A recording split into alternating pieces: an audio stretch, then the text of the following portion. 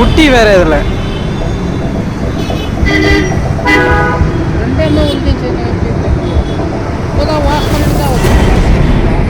நீ வாஷ் பண்ணிட்டு ஊற்று, வாஷ் பண்ணாமல் ஊற்று.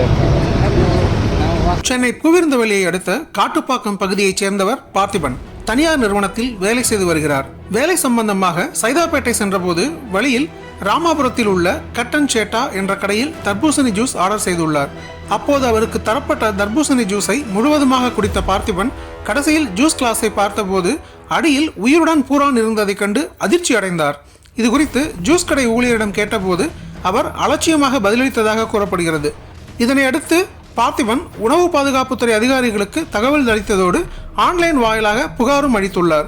மேலும் ஜூஸ் குடித்த பின் உடனடியாக அவருக்கு வயிற்று வலி ஏற்பட்டதால் அருகே உள்ள தனியார் மருத்துவமனைக்கு சென்று சிகிச்சை எடுத்துள்ளார்.